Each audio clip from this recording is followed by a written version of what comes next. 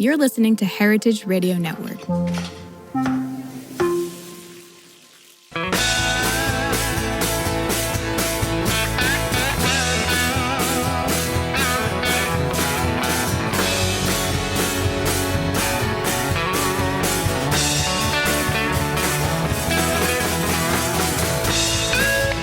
Hey, welcome to Beer Sessions Radio on Heritage Radio Network. I'm Jimmy Carbone. I'm the host here. It's our 15th year. We're out at the beautiful studio at Roberta's Pizza in Bushwick. And Bowl of Zole is coming up this week. By the time you listen to this episode, it will be celebrating in all our glory. But right now, we're 2 days out, and I've got some core friends here, including a very good friend who's my partner in Bowl of Zole. You guys, let's go around the room and introduce yourselves. Hey, Jimmy. This is Arik Torren, and it's 5th year for Bowl of Zole this year, so thank you for making this all happen and having us on the air. And you know why it's exciting, Arik? Because you've got a great new import business, and we're going to probably talk mostly about that on the show, because you're really a legend of that. I'm a legend of beer, but you're a legend of Mezcal import. So let's make a toast to Arik. We got the whole room, and now let's go around the room. Yeah, Michael, say your name. We're gonna everybody say their names. Hey, hi, I'm Michael. I represent Arik's importer, PM Spirits. Gabriel. Hi, how are you? My name is Gabriel Velazquez, and I am the co-owner of Tuyo.NYC. We do copitas for mezcal and tequila. And you're very creative, and you do design and all this really cool stuff. And I do a lot of design and photography. Yeah, and my name is Courtenay Greenleaf Torren, and I am a hospitality industry gal professional. Guru legend. So we've got some serious credit in this room for a lot of hospitality, restaurants, spirits industry people. So we're going a little off script, just so you know, for beer, we did start at the bar at Roberta's Pizza in Bushwick, always has some good choices. I'm drinking the OEC, the Le Pils in a can. I will say this, cheers to OEC.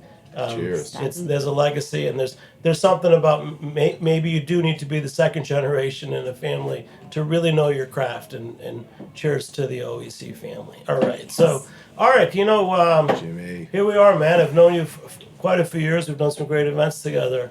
You're the guy that started out, beverage manager, New York City restaurants, open restaurants, and on one of our last shows, you did tell us about how you went and started importing.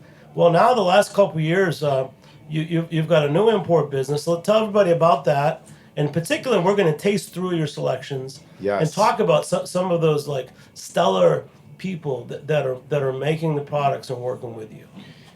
Thank you. Yeah. So our company is called Lot One Brands, and we import amazing spirits from Mexico. We just launched almost exactly 1 year ago, and we launched with a brand called Mi Casa. It's a family-owned tequila, and like that brand, which is like farmer-owned, family-owned, pretty much the whole portfolio is orienting that way. We have some curated projects, but everything else is producer-owned, small, high integrity, and I think most importantly, delicious. So that's kind of the sort of the ethos. We bring them into the United States. We work with them and try to build them up into something that's really good for all of us. That's great. And Michael, you work at PM Spirits. Tell us about your role. So Arik's been in town the last week and a half. You've got him running on a treadmill. So how many accounts do they work me? How do you go about when you've got an importer of Arik standing in town? I mean, you probably spend a lot of time with him. So how do you go about setting up his schedule? Because it sounds like you're the one who's running him around town. Well, it's with my team, but we started off with a portfolio tasting, which was really awesome. I mean, I'm really excited to be working with Arik again with this new project. It really fits in with the core what PM Spirits is about, the whole ethos of these small producers making very special products. Tell us a couple of the tastings that you did and account visits. You can call them out. You guys can talk together. Well, Michael and I were supposed to hit a couple of accounts today, and we got sidetracked. So we actually didn't on this trip work to market, but I worked with a bunch of his team members, and there were a bunch of good meetings. One thing that was amongst many, we went to a place called Trad Room and had a really good time in Bed-Stuy, and then Courtney, who's here, who's also my wife, I walked into that place and I'm like, I think we need a date night here. So we actually went there for dinner last night. Yeah. Shout out to them. Shout out to really outstanding food in a very humble, beautiful way. So I look forward to going back there. Hospitality all the way. Yeah. Isn't it? So, Courtney, it's kind of a perk of being in the industry, right? You get to scout out all the good places and become customers at your favorites. Yeah, and you get extra love Yeah. from your people. And Courtney, too, for your cred, I mean, everyone in this room's been in the industry a long time. Tell us some of the restaurants. I know you've got a big background in Denver.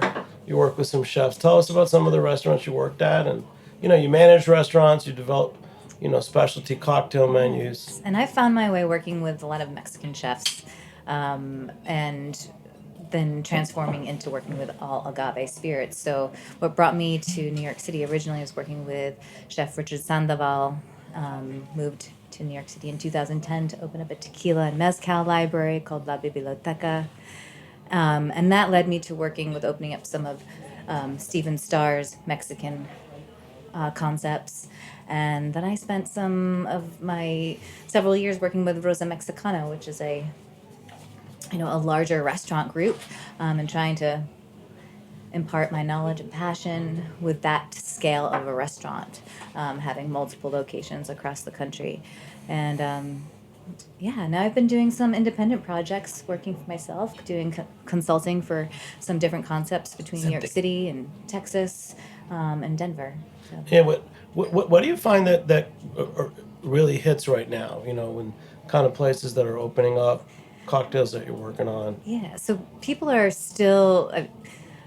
It's incredible to me being in this industry representing agave spirits, but tequila and mezcal is still building its trend and its growth. It's outstanding that still numbers are just rising and rising and rising. So incorporating those particular spirits into any classic cocktail is always pretty outstanding. Arik and I talk about this a lot too, but our consumers love spicy cocktails. They love a nice little spice. And Courtney brings the spice. She actually has a thing in development. So she's been doing something for a really long time with her beverage programs, and without kind of showing too much about it right now, so many people love it that it's going to release as a brand next year. So I mean, secret a project? little secret project. Little secret Wow. Yeah, a little project. Courtney's creation. Well, Spice for things up. you, I'm trying to find, everyone has some common talking points, but so if you guys work together, like let's say with your brands, how do you work with an expert like Courtney on making cocktails? Just for our Honey, you listeners, do how it. do you interact Do with? this. No, you go in, you're trying to sell something, but often I know that it seems like you might want to lead with getting a cocktail on the menu. So how do you develop that relationship with them? so- an account? With the new company, with Lot One, we actually launched the brand without having a product or expression that was oriented for cocktail programs. So a lot of what we do, the majority of what we do, are sort of really small or micro batch, exquisite sippers. And just a couple of months ago, I guess it would be May at this point, we launched Pelicañas, which is a family-owned cane rum from Jalisco, and agricole style, and that's where we start getting our portfolio into cocktail conversations. And when it comes to Courtney, and I guess I don't know, I like to sip on spirits, and I don't think I'm really patient enough to really create cocktails. And Courtney's really good at that. So when it comes to when it comes to like me needing something for a client, I always lean into Courtney. And on the flip side of it, she also has a consulting company, and when she, for one of them not that long ago, was evaluating the perfect margarita recipe with different cocktail tequilas and different types of sweeteners. I was the taster, so I definitely am. I contribute. It's good. That was good. That was fun. Courtney, how would you describe Arik's palate and his knowledge of these agave spirits? And Well, he has a wonderful palate. No, I think it's a good balance for us working together when we are actually doing the cocktail creating process. It's good feedback. He has a very experienced palate from all the years of in his industry piece, and also his wine knowledge. And yeah, his palate speaks well, and he's able to explain that. Yeah, Arik has incredible knowledge of agave spirits. I mean, he's been importing spirits for the past, over 15 years. For a long time. And doing it and educating people and working with producers and working with the people, and is passionate about it. And yeah. And that's part of the part that gets me the most excited is, over the years, what gets me excited, I think as you go down a road and as you travel and come into different forks in the road, whether it's something new, which Mexico still offers so many new experiences for me and people out there, and something like incredibly bold and mind-blowing, and then finding things that are really elegant and graceful, and all of that gets me excited. So that's kind of what we look for. Jimmy, you were saying if we can find something in common, where we either work together or participate together in some type way. And Courtney was also, she provide the service of finding cups and vases and different things for restaurants. And she actually worked with us for Tuyo, with Tuyo. And we were, it was very interesting how the taste, the flavor, the space, and the actual experience that you were going to have through either a cocktail and how it was dressed or made, or as Arik said, just having a sip on a well-designed porcelain copita. That it was very interesting just to see how it was one of was Sima Bar, right? Bar Sima, and the whole aesthetic was curated in such a way, but many times you go to a place that is absolutely beautiful, but the drinks and the food doesn't really link to that.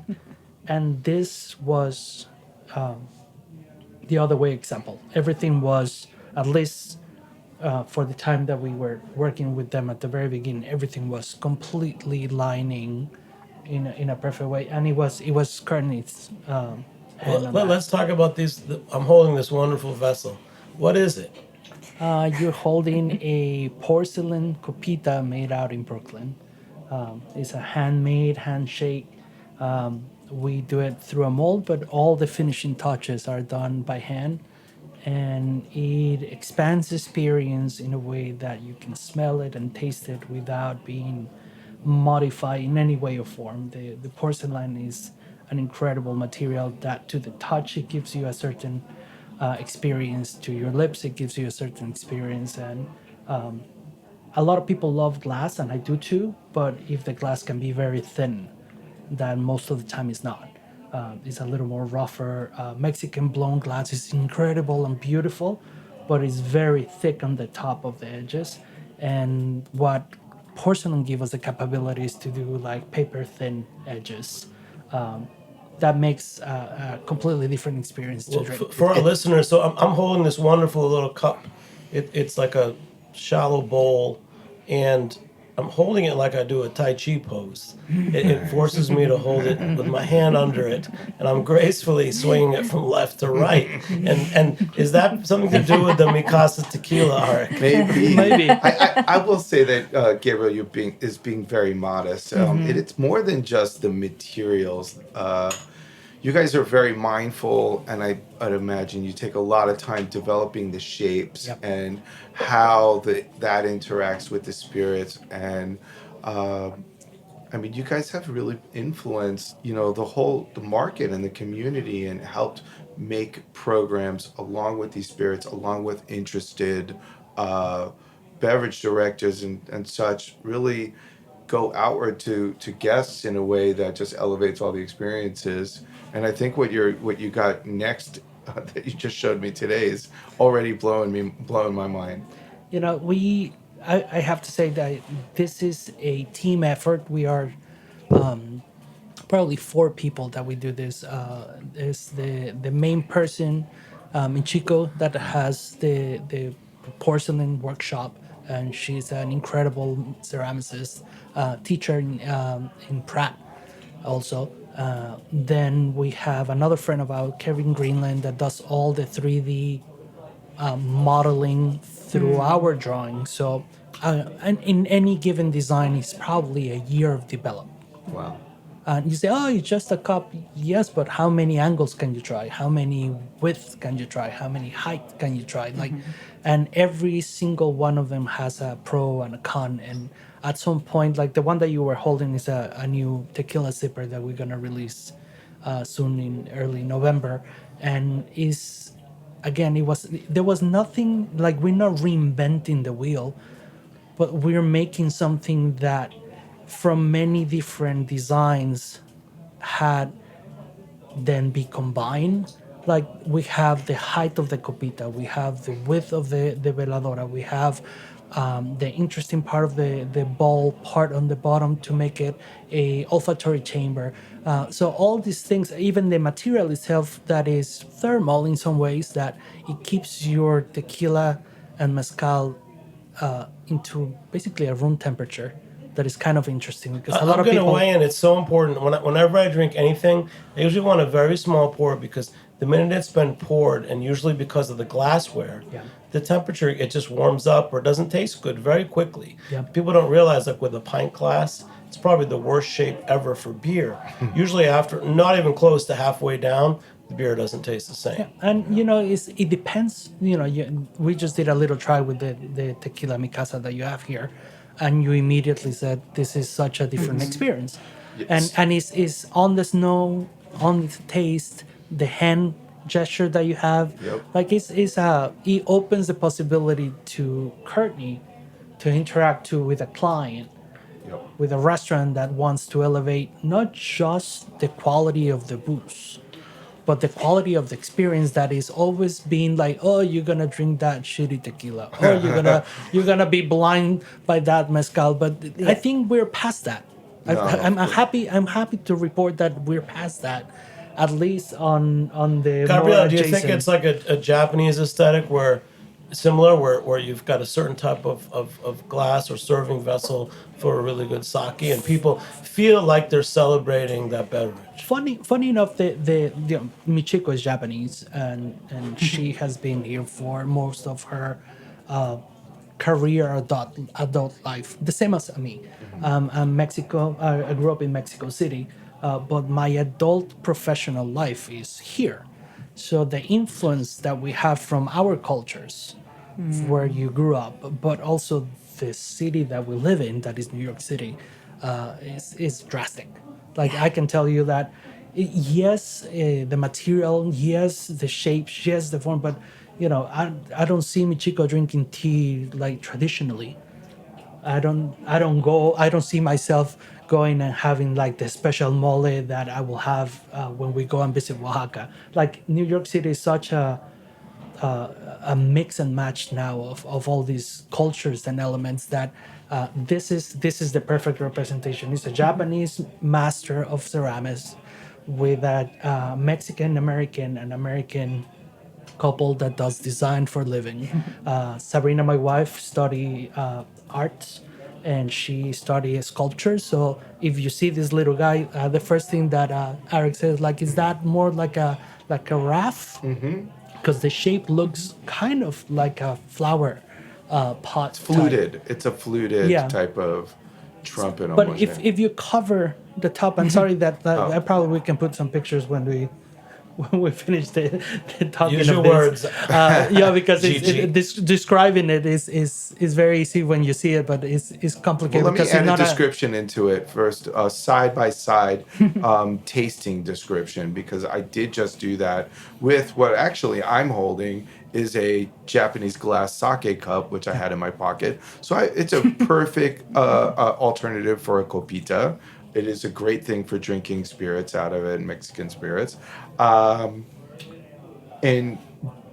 there was something unique and different about drinking out of this new Tuyo tequila glass. It really shifted the aromatics and the alcohol. the amplitude. So it felt more mineral, felt more creamy. It changed things in ways that it's really cool.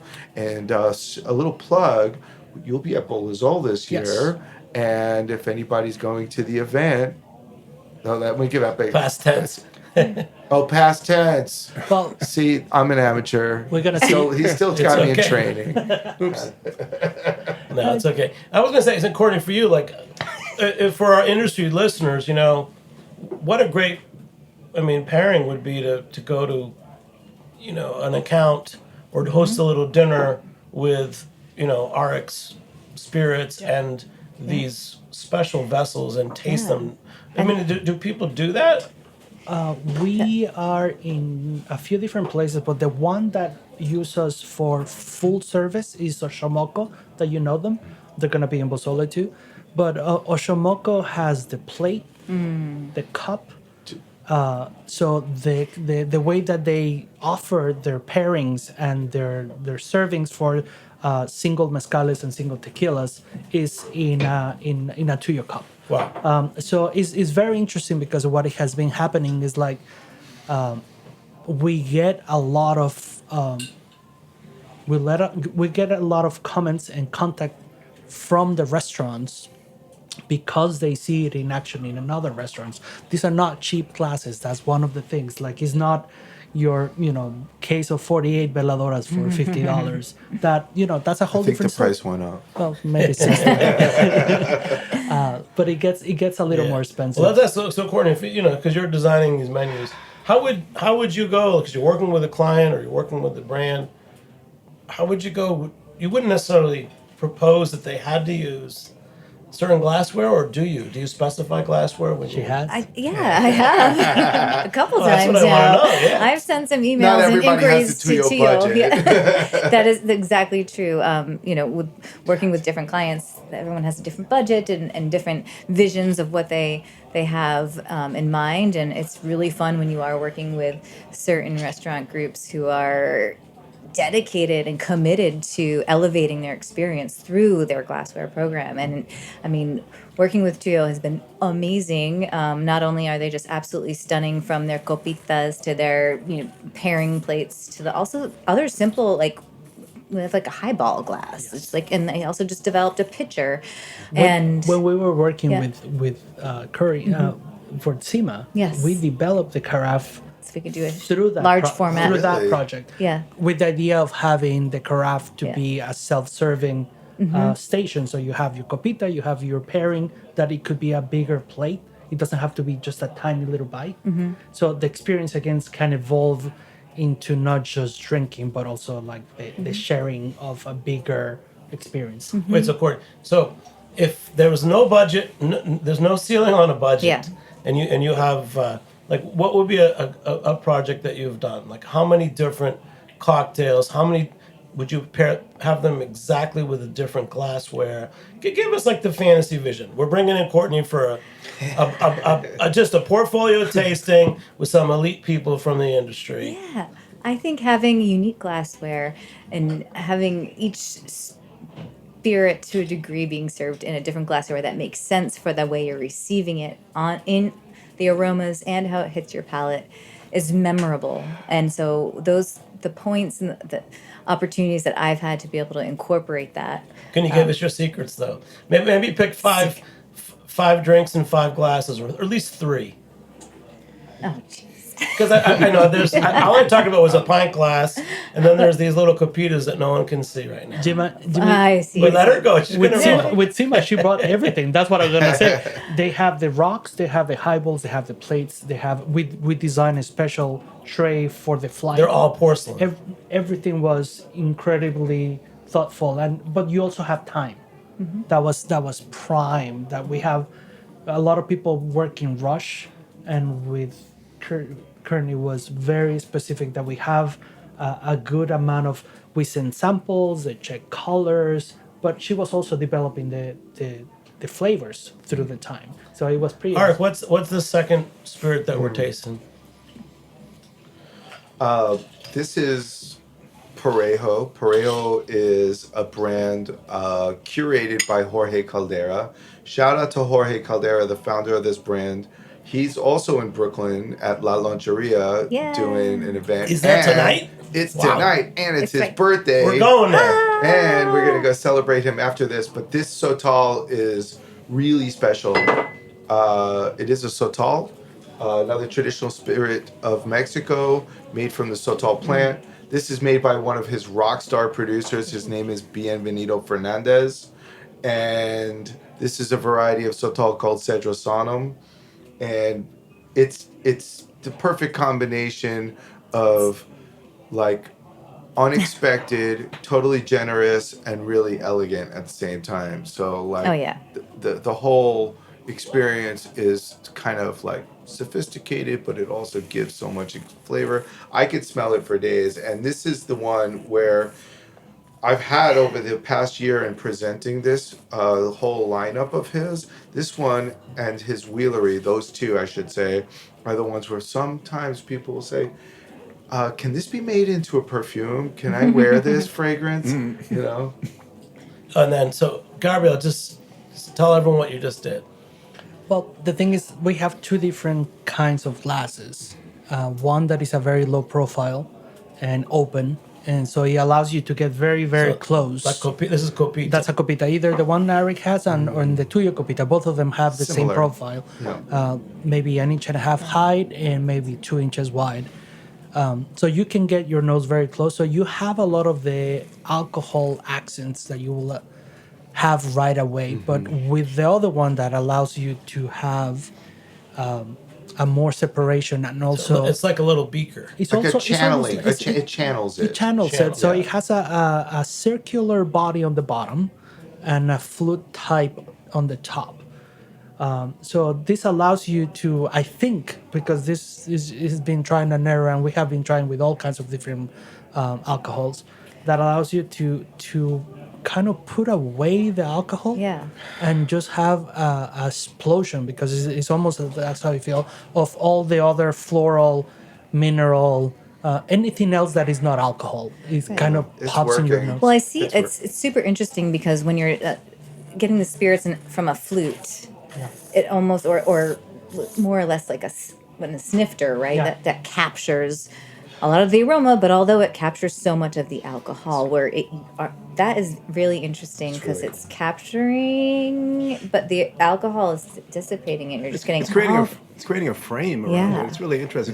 It's very different from drinking it from a glass. Yep. I mean, I have a propensity for translucent, being able to see the liquid inside.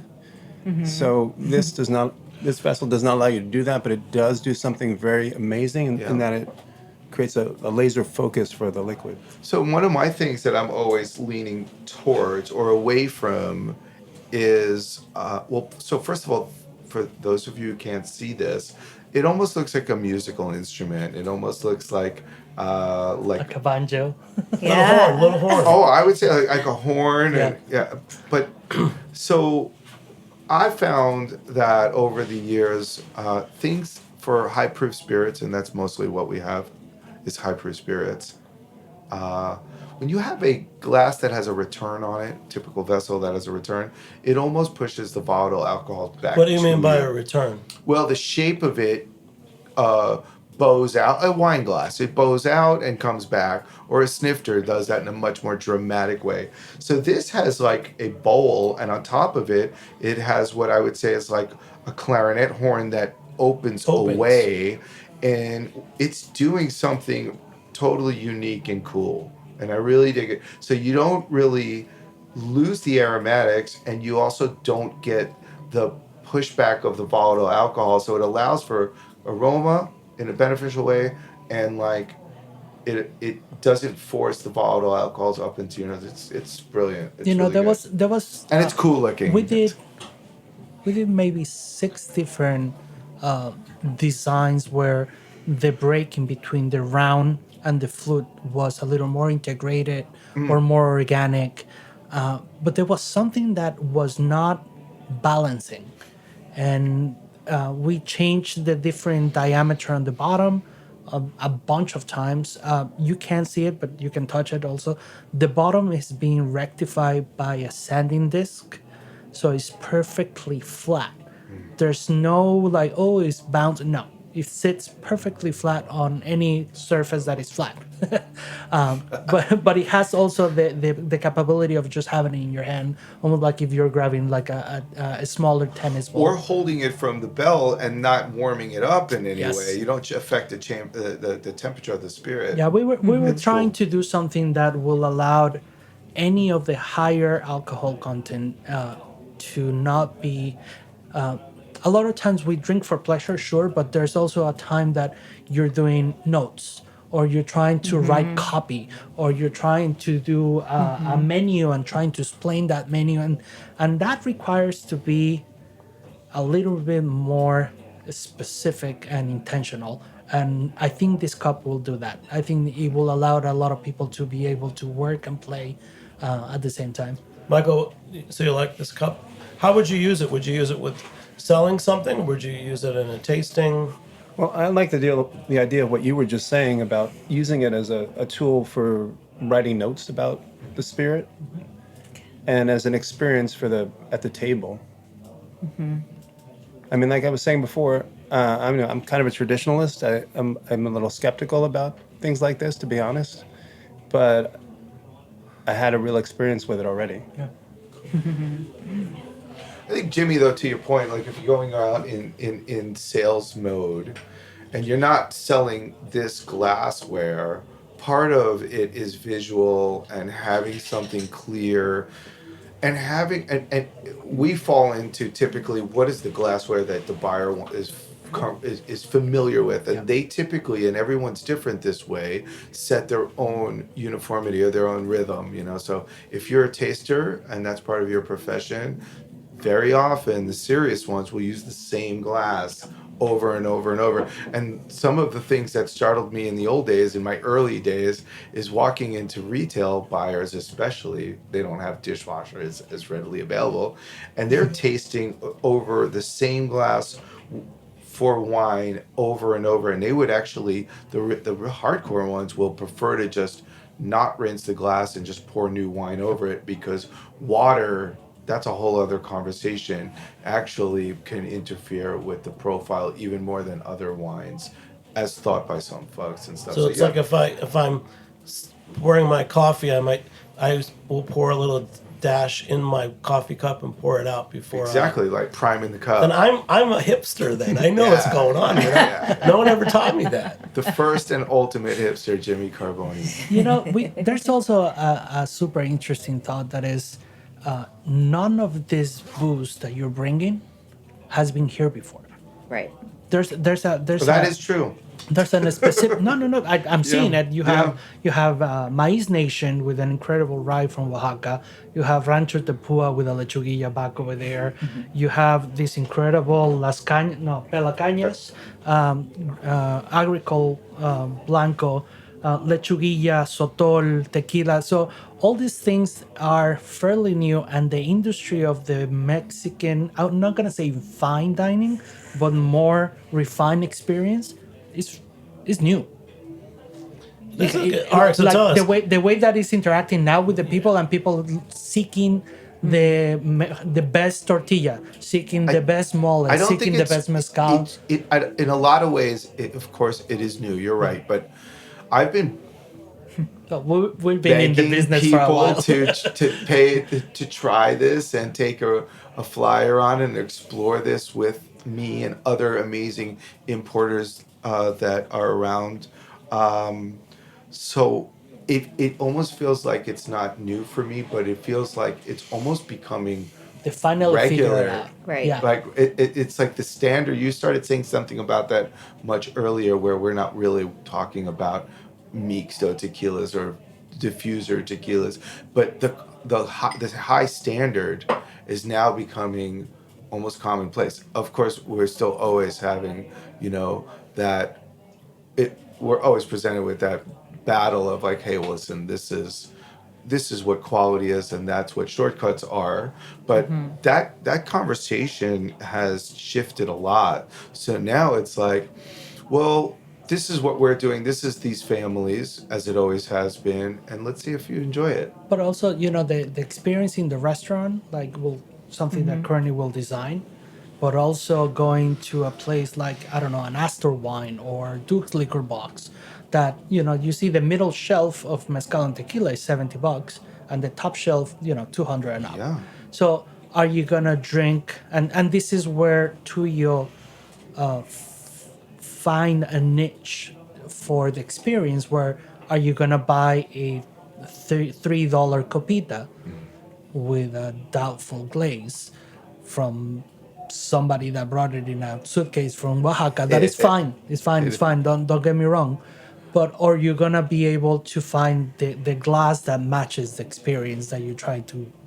Gabriel, how about I remember 10 years ago, a guy I knew went off to Mexico and learned how to blow glass, and he came back with 2 really fine glasses and tasted me in mezcal, and that was my first great glassware moment. You were so lucky. That But is how do you incredible. compare glassware to your porcelain? Porcelain has wares? an incredible story that. Can I jump in on this one? Yes, please. Can I jump in on this one? Jump So in. for me as a consumer, Well, you met the guy that as blew his a own cur- glass and No, sold you no. the mezcal. So for me, until I met Gabriel and until I started exploring their porcelain, their glassware. For me, it was never ceramic. I have both inside the glaze issues and how it approaches my lips, and also the external grit feeling. All of those things matter to me, and I get a little bit hypersensitive on it. So I just wrote it off from the beginning. Like there wasn't really something for me in that world. And then the Tuyo thing, and even at first I was like, oh, and before I ever tried it, of course, and I was like, yeah, that I don't need that. I'm a glass person. And it was Patrick at Duke's who was like, I think you should try this. And then it was and then everything started opening up. So the difference between porcelain and I guess other ceramics, I don't even know the correct lingo, is different. It's amazingly different. And it's for me, it's the difference between something that is inviting or something that I kind of back off from. That's a huge starting point. The super nerdy answer to that is that the formula of the porcelain, and there's many formulas, many different grades, but the formula of porcelain was hidden in China for 600 years. That is a lot of humans living and dying, and when I researched that and I learned that, I was like, this is so incredible because it is this special. One of the things is it has a back and forward of different stones that when being pulverized and mixed together will help either react in a way to be one of them is silices. So silices is basically glass. When you heat it up to high temperature, it fuses. And with the 6 other compartments that this is, what it creates is a very malleable, castable, workable body of clay porcelain. So when you are able to work this, you can work hot glass by hand and blow it and manufacture and do all these very specific artistic movements to Do you know to why I'm give shape. smiling? Because all the things we've ever talked about, slow food and ingredients. I was thinking today, what's important to you, ingredients? And I'm like, Ingredients. what's in my glass? What is my glass? Is the new question We have, for you, right? we have What is my Sabrina glass? did months of research and it's all in the website. This is one of the things that we try to be as best as possible. That is to give all the information that we are able to. You're gather. amazing. Michael, and Michael's turn now. Michael, I know you represent the brands. Yes. So what's the next spirit that we're drinking? Because suddenly the taste profile just changed. This is the Rancho Tapua Lechuguilla. Who would like to tell us about this? This is lovely. So this is my buddy Roberto. We've been working. This is the longest producer that I've been working with, and it's him and his dad. They are fifth generations and fourth generations, and they have They do production in Sonora, Mexico. They are just the two of them. It's a two-person operation. They have a big ranch, and they only do a little consumption on their massive property. And life is rugged for them, and I don't think they would change it at all. And for me, this lechuguilla, this is an agave that is only found in central Sonora. It's called Shrivai.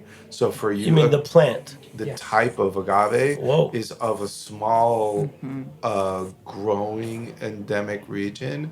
So it's only these folks and certain other producers.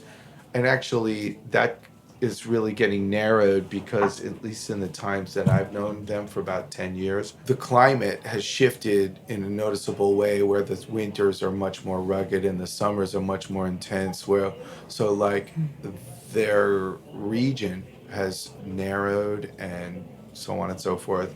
The cool thing about it, so this lechuguilla from Rancho Tapua has the sub-branding called Reserva de Vinatero, and that means it's the reserve of the distiller. Vinatero is distiller in this region, and they make one batch a year. So what we're drinking right now is tiny consumption. I think this was 200 liters, so they're producing a very small amount. And I dig it. I think this is showing really well, and the flavor always reminds me of like sort of a little bit of like a North African cumin kind of savory vibe. Yeah, I love it. And it's fun to have the nose contrast against the palate. Funny enough, this is one of the ones that we added to the deck for Tuyo for the carts. Ándale. Because there was a grown of norteño alcohol coming to the States, and we added This was the first lechuguilla ever to be- Bobby Cornuta and Cervé. What do you mean, Gabriel? I'm not following. We have an agave deck that we have been doing for a couple of years. This is the second year that we did the update, and I mean recommended it's a selection. It's a research that we did for the more nerdy biology type information that you can find, reproduction, age, the states that About they the might plant about the itself. plant itself. So it's an agave deck from Tuyo, but we added lechuguilla. like an index. Yes. That's so cool. I've That sounds seen, amazing. Does that go with Yeah. all of your illustrations as Yes. well? I've seen the 'Cause illustrations. the I haven't illustrations seen- are amazing. Yeah, that's. Do you have so Pomeroy too? No, we did. Wait, you're talking about plants. Just plants, yes. We have there's 17 agave plants on the deck, and the last two were a Bobby Cornuta and a Cervé. Are you talking about a deck of cards? Yes. Do you sell these? We sell them into Tuyo.NYC. Really? Hey! Can I QR code your face right now? Let's go. You know, it's cheers to 15 years Heritage Radio Network. One reason I love this is that we brought the people in the room, and I had no idea where this conversation is going. Thank you, Jimmy. And we have gone deep, and we're going to be back in a few minutes. We'll be right back on Beer Sessions Radio. Hold on. Whether you're a chef or just love going to restaurants, you know the best ingredients are everything, especially when it comes to beef. In Northern Australia, there's a different approach to raising high-quality beef. Westholme, based in Queensland and Northern Territory, is working with the land to create nature-led Australian Wagyu. Westholme stewards 16 million acres of rangeland guided by their natural ecosystem. They're led by a belief that if they balance the needs of their cattle with the needs of the environment, both can thrive. Westholme's team of rangeland experts and nature managers use a variety of tools to monitor and respond to the welfare of the environment, like satellites that assess grass health and on-the-ground research. Cattle are happier when they have the freedom to forage and explore, so West Home ensures that they can roam wild, foraging at will for the first 2 to 3 years of their lives. Their cows graze on native grasses like Mitchell grass, which is only found in Australia, along with dozens of other plants, herbs, and seasonal legumes. The result is a high-quality Wagyu beef that reflects the terroir of Northern Australia and a flavor suited to complement any cuisine. West Home believes that when nature leads, flavor follows. Learn more at westhome.com. Hey, welcome back to Beer Sessions Radio on Heritage Radio Network. It's our 15th year. Celebrate. heritageradionetwork.org. Support us. Become a member. Wow, we are here going deep on the plants of Mexico and the glasses that you drink the alcohol from. Just one more time, go around the room. Everyone say your name and where you work. Arik Torren, Lot 1 Brands. Michael Yarmark, PM Spirits. Gabriel Velazquez, Tuyo.NYC. Courtenay Greenleaf Torren, independent beverage Consultant. All right. You rock. So this is a bunch of all-stars here. What I love about sitting down and doing the show is that we can go deep, and we not only are talking about, this portfolio of outstanding Mexican spirits led by Arik Torren, but we've also talked about the glass or the vessel that you can drink these out of. And Gabriel, I know you as a designer. I knew that you had these products, but thank you for taking the time to talk about it with us. Thank you, Jimmy, for Because I inviting never us. thought about how, and Arik, I think right now we're vying between the Japanese sake glass and the Tuyo Copita. Let's compare the two vessels. The last time I did something like this. First of all, wait, 10 years ago, just Beer Geeks, like out of Riedel, there was Spiegelau, and there were these really expensive glasses. And if any of you remember that, each one did have a different shape geared towards different types of beers, except they were so expensive and made out of one great glass company in Europe that most people didn't really adopt them. But in this case, we're talking about there's a Japanese tradition, there's Tuyos being made in Brooklyn, there's more accessibility even though they're fine products. So Japanese sake glass versus the Tuyo Copita. And then for which drink? well, I don't have the Tuyo Copita. That's the Tuyo Sipper. tequila glass. Sipper is what we're calling it. Well, the thing is, it was trumpet. we can the thought of using it with All right, corn Carrie, whiskey. I've been monopolizing the Copita. Oh, but We're gonna start basic. that's We're not not- ready Okay, for the. That's not the whiskey. We're not ready for the fancy one, That's Gabriel. not the whiskey. Oh yeah. Well, first of all, before we do this, you need to update what's in the Copita There you and go. what is going in the Copita. He has been nursing that for I know, half an hour. This is a talker. Well, this is what's going in the glass right now. I will do a very proud plug. This is My East Nation. This is Jonathan Barbieri's whiskey project from Oaxaca. They built out a fully off-grid, solar-powered rainwater, processing all the wastewater back to environmentally sound water, working with native communities and native farmers for working with the greatest corn in the world to make this unaged whiskey and a few other expressions too. I like including- distilled corn. and including the first ever rye whiskey from Mexico. But this unaged corn whiskey is so cool. I think This is incredible. it's incredible. It really, the way that I think calling it a whiskey is almost misleading because to me it's almost like an eau de vie of maize. Yeah, It right? really has this vibe of corn. You know, when about 10 years ago, when I was first getting to know some New York State distilleries, when they were all new and didn't have time to age, like Kings County put out the corn eau de vie because it was just we're on the same page, right? Moonshine. So what is it? What is a eau de vie? Eau de vie? Well, this is technically not eau de vie. Eau de But- vie, and I'm not an expert, but eau de vie means something distilled from direct fermentation, meaning a fruit. So this cannot be done that way because you do need to break down and have a malt and use heat to break down the starches. Am I right about that, Michael? Essentially, it's, one of the things I want to point out about this is that there's a pulque element in here, right? And for me, the texture in the mouth is affected by that fact. What do you So think? Jonathan does add some pulque for enzymatic action for start- just this one, yeah, and not the other ones. And I did not know that. Yeah. And what's pulque, Michael? Pulque is Magic. magic juice from agave. Magic juice from agave.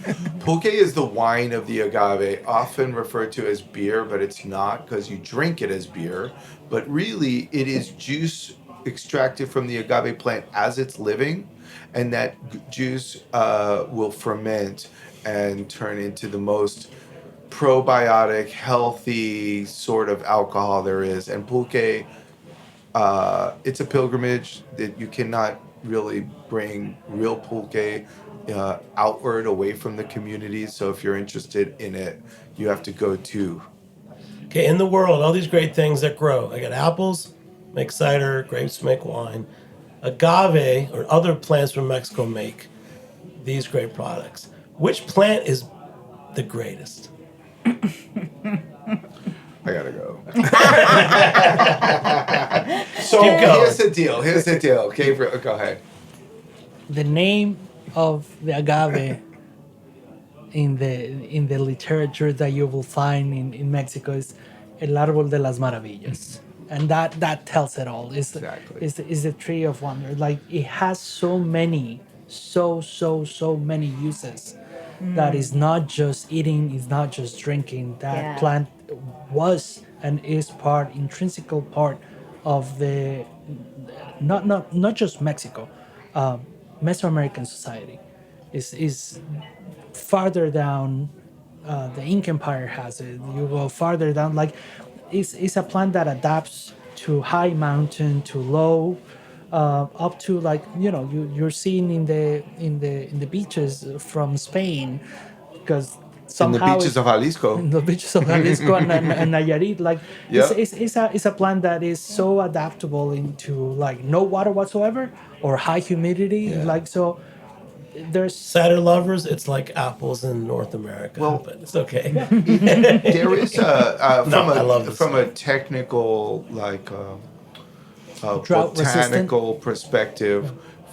After when you take all these plants that we do fermentation of and then subsequently distillation of, and then you think about how flavorful there are.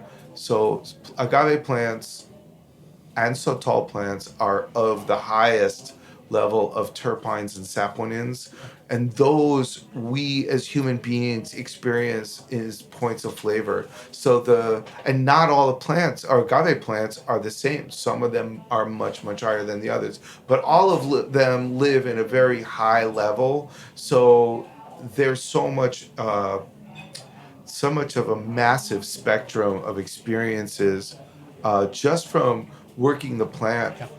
It's really amazing. But the Maiz Nation that Arik just brought, in the label, that is a very interesting thing, says Maiz Nativo.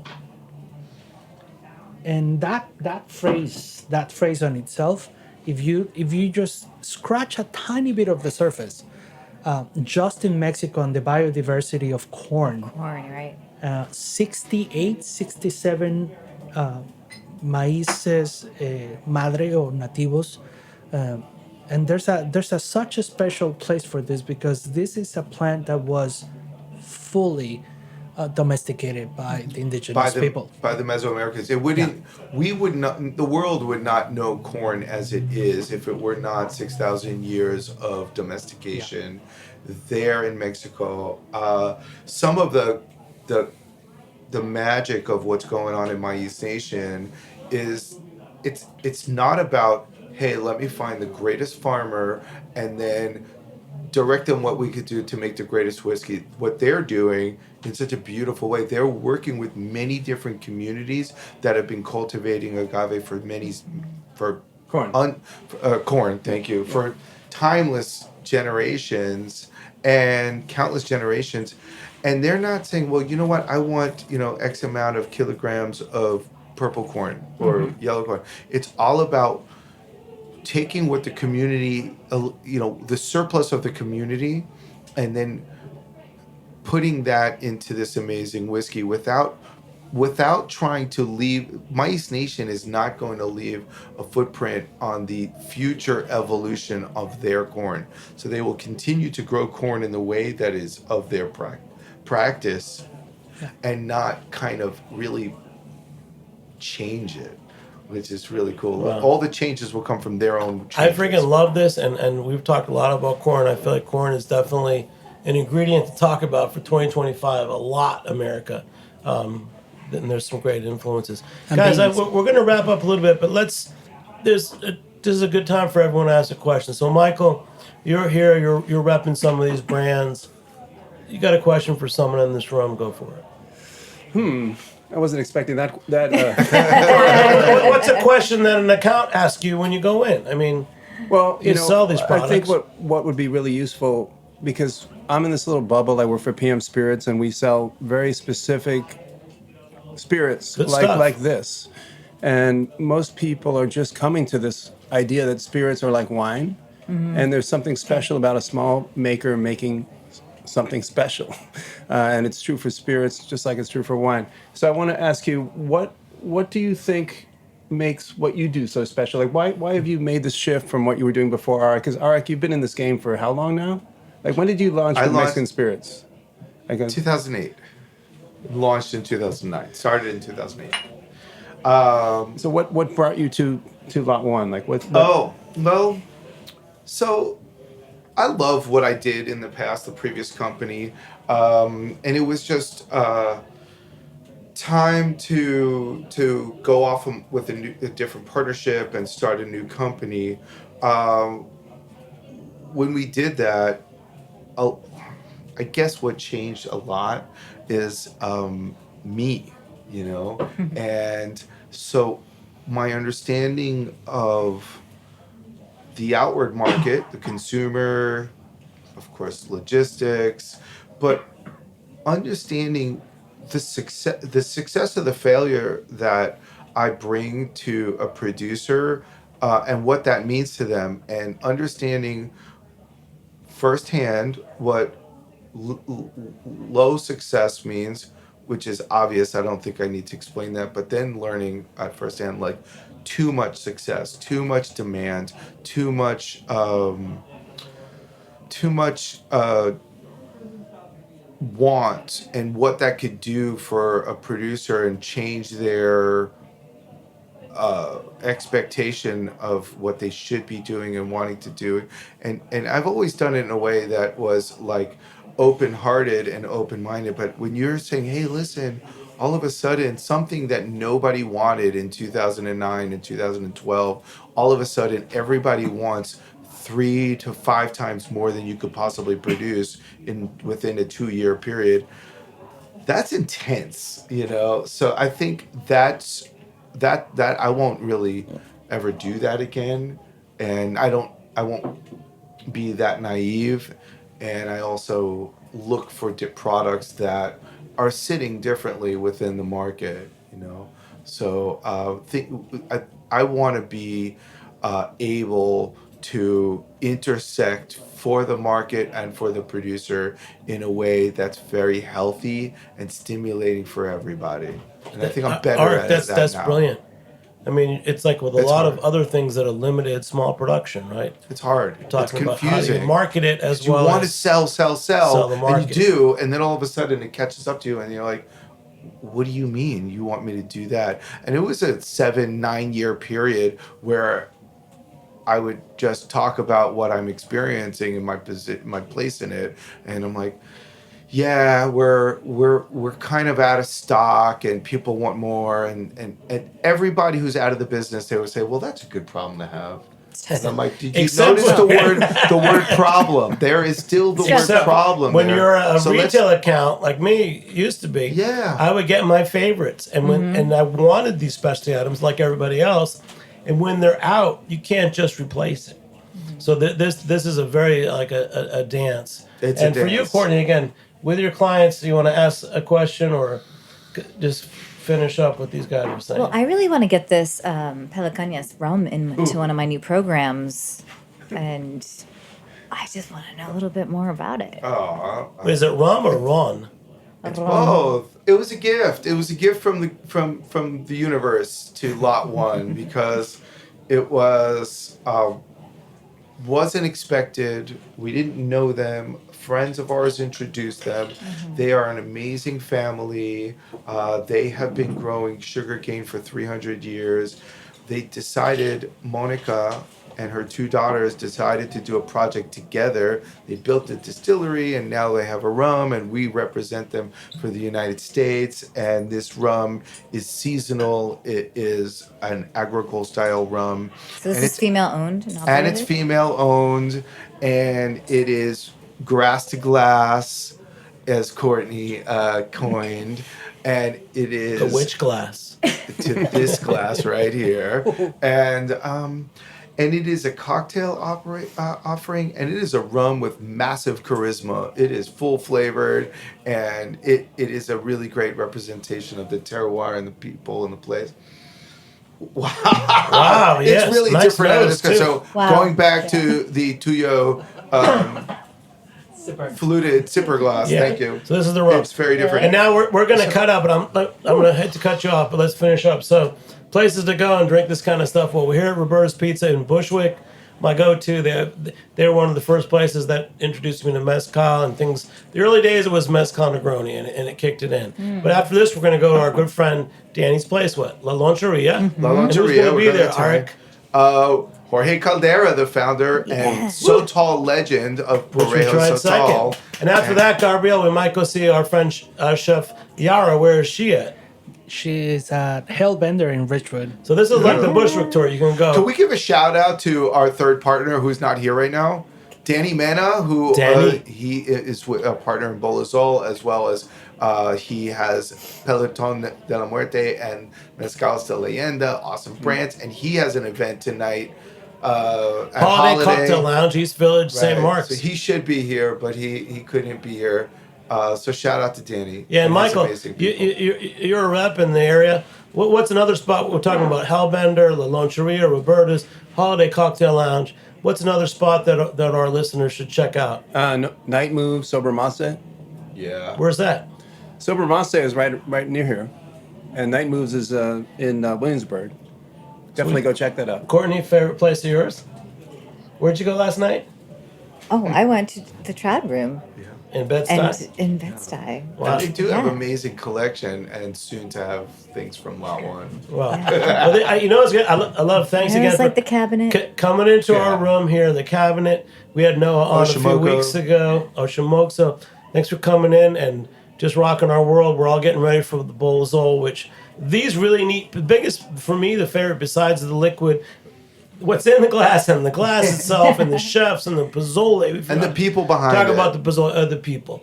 And I think there's 23 chefs coming and probably close to 40 different tables of brands and 150 I think your expressions count of is off. shit. We're gonna have way more booze than that. Babe.